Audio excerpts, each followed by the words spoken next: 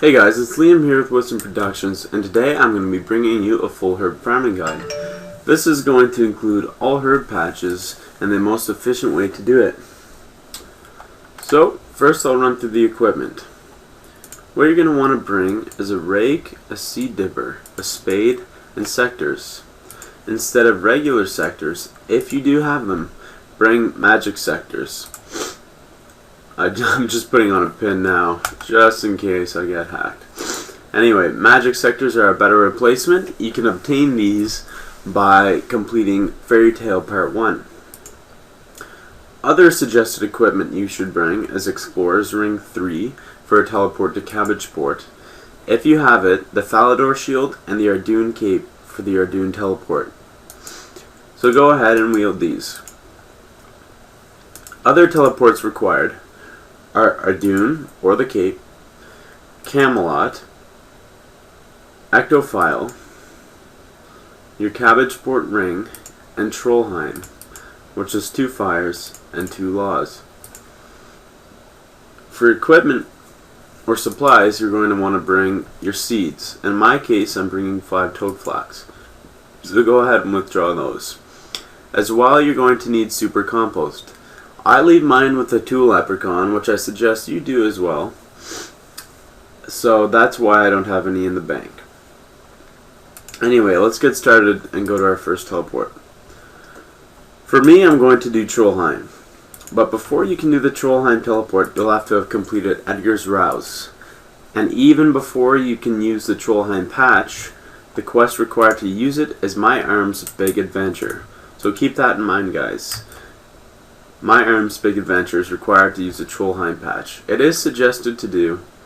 It's an intermediate level quest because it requires to kill a level 120 bird or something. Sorry, my phone is going off. Yeah, so requires to kill level 120 bird or so. It isn't too bad though, so I suggest doing it. Anyway, once you teleport to Trollheim, run west down the cliffside and then north into the Troll Stronghold. If you have done the quest, you'll know where to go because the quest revolves around the herb patch. Anyway, run south through the cave. And keep in mind that there are aggressive trolls here.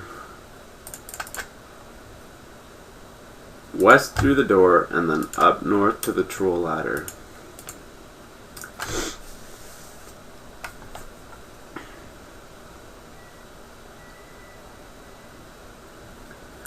Now go to your 2 leprechaun and withdraw your 5 super compost. You can also store tools, plant cures, etc. in there. Anyway, make sure you're wielding your magic sectors and go ahead and pick the herbs. The advantage of having the Trollheim patch is that it's guaranteed to be disease free, so your herbs will grow no matter what. Okay, now that you've picked your herbs, lay down your super compost and plant your seed. Because this patch is disease free, some players take advantage of this by planting a more expensive seed that is guaranteed to grow. Right now I'm just planting Trollheim. Or sorry, not planting Trollheim, toadflax. Go ahead and clean your herbs. Next teleport we're going to Ectophile. So go ahead and empty that.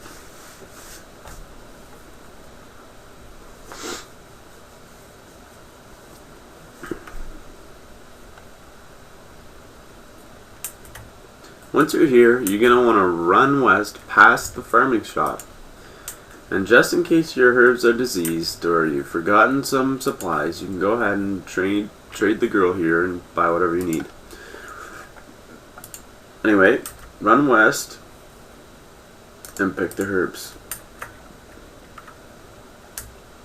Now occasionally, guys, some of your herbs will die. It's not a big deal, just that's why you need to take a spade with you. Just use a spade on them, dig them up, lay down your super compost again, and plant your seed. Now just a reminder, to use the Ectophile teleport, you're going to have completed the Ghost Ahoy quest. Oh, as you can see, some grass just popped up, or weeds. That's why you're going to bring a rake, just in case that happens. Anyway, super compost. which I already did, and then toad flax. Okay, next teleport I'm going to is Cabbage Port. So go ahead to your Explorer's Ring and teleport to Cabbage Port.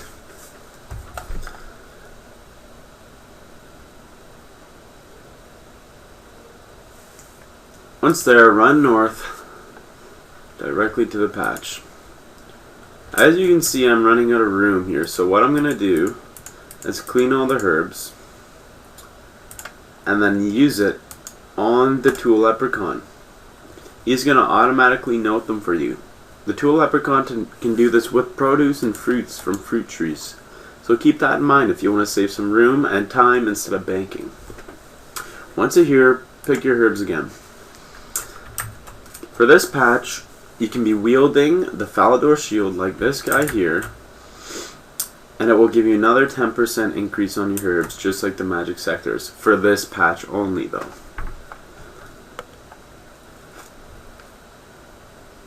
Oh wow, I've gotten 11 herbs. That's pretty good.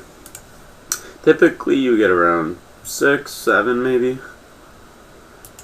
Anyway, lay down your super compost and plant your seed again. Next teleport, we're going to Ardun.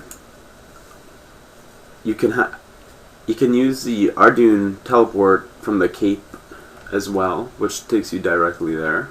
I don't have that because it requires 93 summoning. And I'm also a lazy fuck because I haven't done the Falador Shield one either. Anyway, run east and then north along the fence line. Clean your herbs on the way.